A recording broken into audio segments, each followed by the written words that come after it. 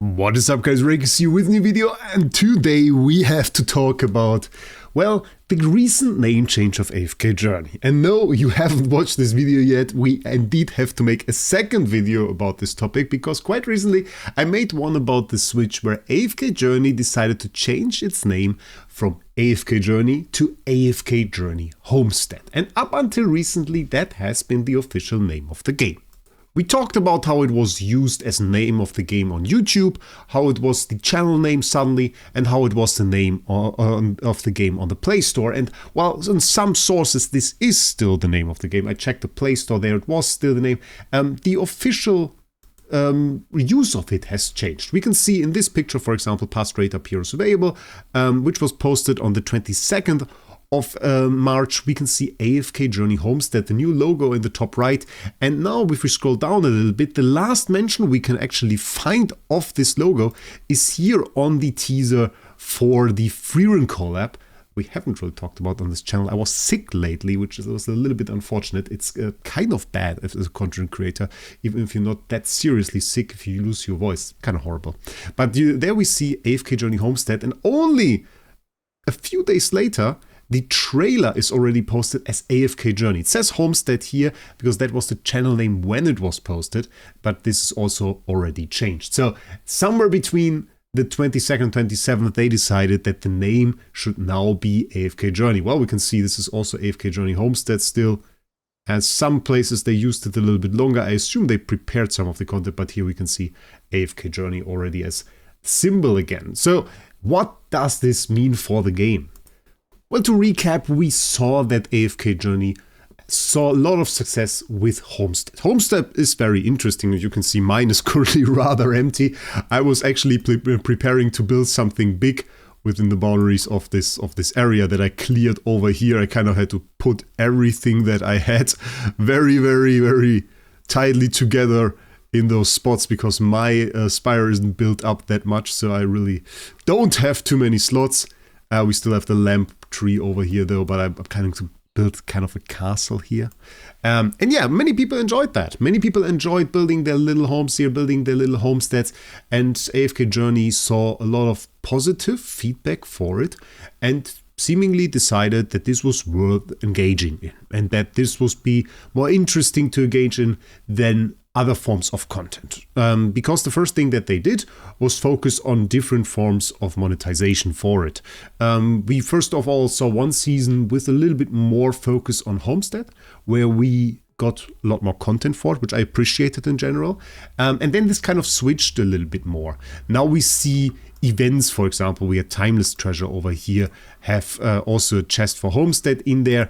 We see monetization in the form of the trolley here, having more and more of a focus, or well, a focus we can really say. We saw those packs over here, but now in the limited packs, nearly half the packs are now Homestead based, with boosters for the production, triples the crafting score, 2 hours of crops from the field that you can get there at, well, rather low prices compared to the other goods. But then again, if we talk about it, how much is the speed up of the building construction by 3 hours really worth to you if, well, it is a homestead, you just leave it for a little bit? And I mean, yeah, some people are impatient. This upgrade will last for 13 hours. It will be boosted by my friends in the meantime, and so the time will go down. Do I really have to boost the time now? I mean, I could certainly, I do have some of those items because they dropped them for free. I could spend gems on it. Nothing of this is worth it. I have the patience to wait for it. So seemingly, this was the case for multiple people, because I would argue the reason they now switch away from Homestead is not necessarily that Homestead is bad, even though to an extent you could, I was surprised to see how little the focus really was switched towards it, how little that really changed. I was expecting a big emphasis on Homestead. I was expecting them to drop a whole lot more decorations. We got a few new ones. We got a decent amount of them. I don't complain about that. Some very nice ones in there. They put this in the Astral Hall, for example, is a new drop for VIP exclusive stuff, which is nice. They did stuff like this. We got 4 new sets, I think, this season. One of them, the Blazing Fest, with nice animations and everything. But still, stuff that surprised me was, for example, the one we had in the recent video, which was the Scholar's Haven cosmetics. Those cosmetics were the ones that we got from the Rosy Cosmetic Homestead draw. And I was negatively surprised by how easy they are, how little animations they really feature. We have 2 flying books over here, but other than that, this is a very standard building. Nothing that is really overly fancy or very well combinable in a sense. And I thought that this was like, well, too little for a game putting Homestead in there in its name. Especially if said game wants to live from it. Because what does it have to replace in the end? Well, if you want to switch your focus from a classic gacha game, which necessarily thrives from raid ups, from people wailing on it, which is the biggest part. It is the biggest part of their earnings are usually people wailing on it. A spend or a whale is worth more to the general gacha developer than, well, 100 free-to-plays, you can say. Even though this sounds mean, even though this sounds like something that, well, probably shouldn't be said publicly, it is the case. It is an absurd amount of money spent by a few percent of people. People that spend 10,000 USD on a game, people that spend 20,000 USD in the game, while an average person might just spend 10 USD or nothing even.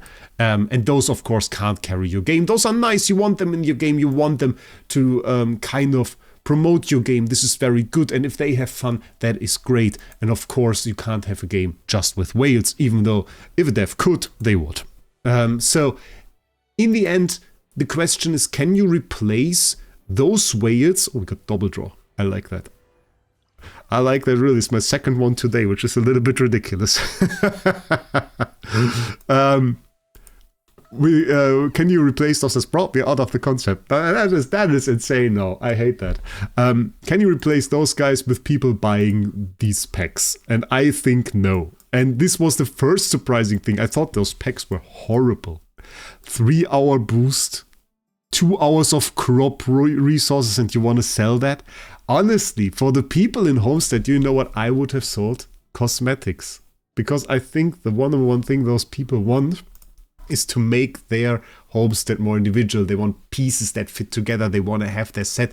If they have the idea, for example, that I had a little bit to build the castle, it might just be one wall that they are missing. And maybe you can sell that to them. Obviously, it would be good if you can drop it in game, but it would be nice if you could sell it to them, of course, from the perspective of making money with Homestead. And they never really went that way. They had this very boring draw for the Rosy Cosmetics, didn't really change anything about it, threw a few packs in us, threw a few pop-up packs at us, even something like this, that is supposed to entice you to buy it. That is for upgrading my Radiant Spire to level 14. I can get, Crimson Gear, 3 of those, and also Ancient Coin, and I can pay 200 Dragon Crystals for it, which, I mean, compared to the other packs, doesn't seem like a lot, but still kinda is. I mean, first of all, there's of course again no pack for it, so 200 Dragon Crystals, no amount that you can buy necessarily in the game, unless you were, of course, to go for the 20 Dragon Crystals, in which case this would be €11.90 for 3-hour boost and a few Ancient Coins. Which is ridiculous, to say the least. I would have a lot more ideas where I could spend my €11.99 a little bit more usefully. Then again, I'm VIP 21, so I'm probably not the person to berate you on this.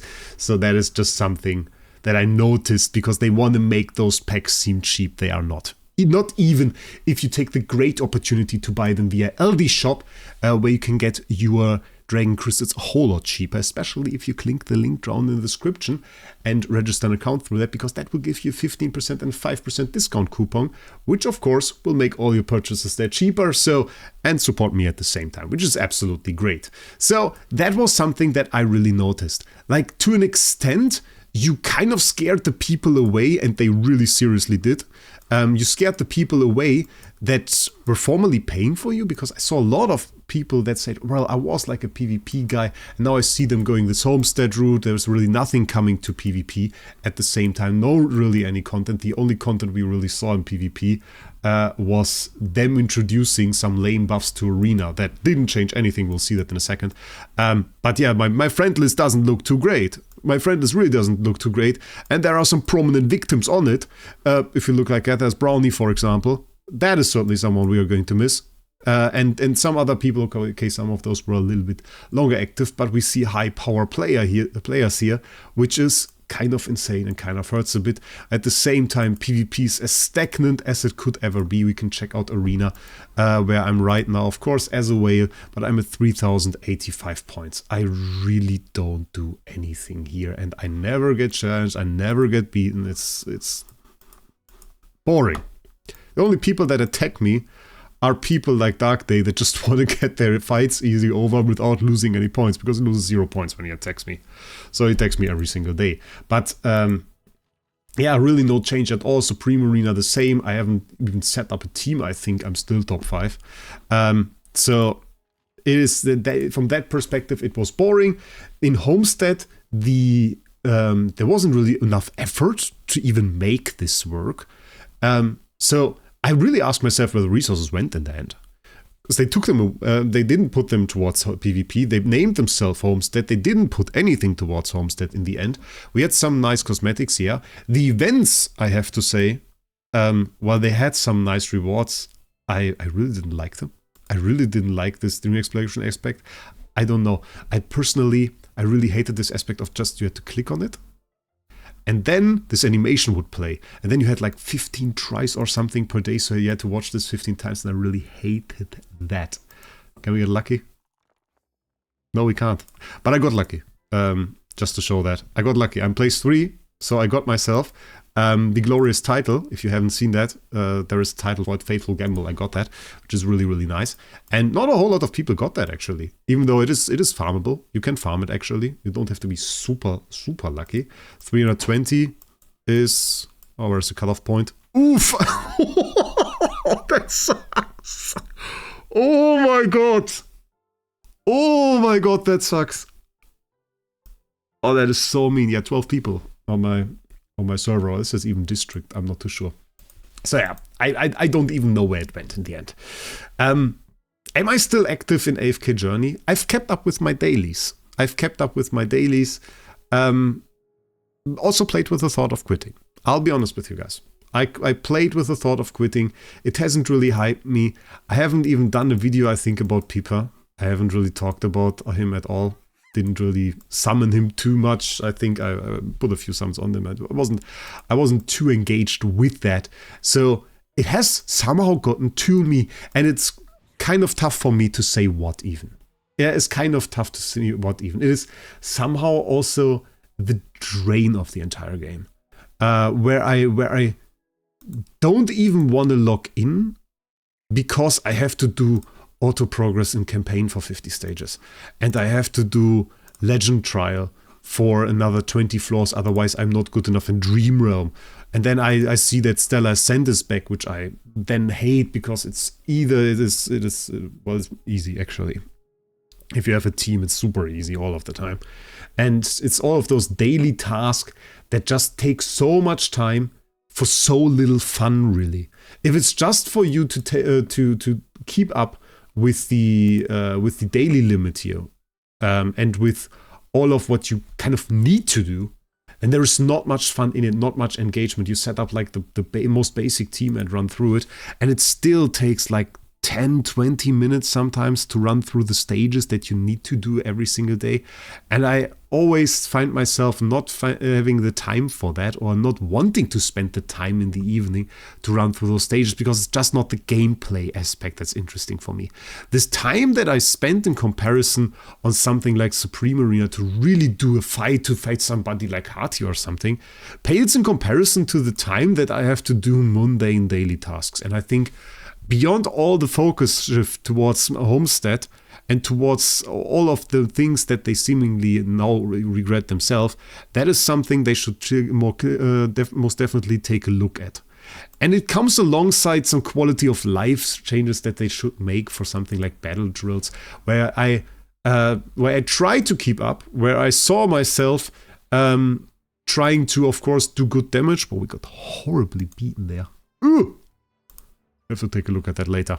But then the teams changed, I think, like every single day. And what I really would have wished for would have just been like a button for the guild leader to just put like 3-4 setups up here in the top right, where you could see them and just copy them with one click. So that you can just say, okay, I want to use like the recommended by my guild teams to just attack the boss here to make this all a bit faster. But I mean, okay, it's kind of still decent when you have to, again, you can copy a formation from your clan. This gonna kind of take that over, but it's annoying. It's annoying. It's not really too much fun to really go with that. And I think the overload with the activities that aren't too much fun is getting a bit too much. It's a great story. I like the story of this season. I still am not done with it, actually, because I wanted to have the time to really enjoy it, which, again, was made difficult, by the way, this season, and I have to complain about that one more time, because they put the Starfall spell here at the end of the story, which is still a horrible thing that they love to do. Put like a meta artifact at the end of the story so that you kind of feel that you have to rush through it, because you see the dream run setups that you kind of have, that you should copy to get the top rewards, but really you didn't have the time in the day to play through the story at your own pace, and you lack the artifact. And then suddenly you are 30 places lower. So what do? Do you skip through the story and get the artifact? Or do you wait for the day when you have the time, which maybe isn't today, which also maybe isn't tomorrow? It might, for some people, be a Saturday or a Sunday where they find sufficient time to play through such a story and enjoy it. So that is again a point where I'm like, okay, why do they do this? I think they really have to consider people's time a bit more. That doesn't mean they have to necessarily make less contact, but they have to kind of think about that when they make animations for such an event, and they take very long and you have to look at them 10 times or something. That is not fun. They have to think about that when they put an artifact like this at the end of the story. They have to think about that when they let daily tasks take 20 minutes. When that is the time that some players have with that game, which inherently is an AFK game, AFK journey. The main part of the game is an AFK farming. You interact with it, you collect your progress, you have some fun times in a very short amount of time, and then you're done with it. And I think that is something where AFK Journey has lost the plot once again. Because in season 1, I already did a talk with another creator, with Zibo. I don't know if you guys remember that. In season 1, I talked with Zibo about this exact topic. We talked about how AFK Journey takes too much time, how players don't like that, and how a lot of players are quitting because of that. And I think this is the number one thing players are quitting because they are going into those games and they find themselves like, wow, I maybe even am a whale, but I don't find the time to keep up with the game right now. I don't find the time to do the 50 stages. I'm tired. I don't even want to do 50 stages right now. And then they say, okay, now I'm not at the position in the Primal Lord where I'm used to be. I'm not at the position in Supreme Arena where I want to be. Because I want to be a top player, but I can't do those 50 stages right now. And I think that is what drives people away in the end, especially at the top spender end. Because they say, okay, even with what I spend, I can't really keep up. And that quickly happens, by the way, in Supreme Arena. If you have like 2-3 levels that you are lower than an enemy that has maybe P3, P2 heroes while you have P4, you can even lose there, which is, I don't want to say insane. I mean, it's okay. It's cool from the perspective of like the person that beats the high spender in that sense, but it's not good from a business perspective. And I don't want to say they should necessarily, well, make the gap between spenders and low spenders bigger. So I don't want them to say, okay, now P4 suddenly grants you double the advantage or something. That is not a solution. But it's more about how much time do you necessarily want players to spend on the daily task. Maybe something like the AFK stage grind could work while the app is not open. Maybe it could work in the background or something. Is this necessarily something that I have to do while the app is open?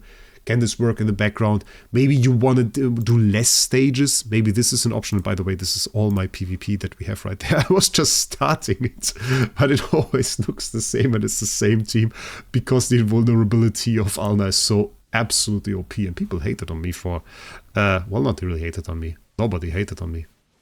I don't think anybody has ever hated on me. It's like, there's a good community here.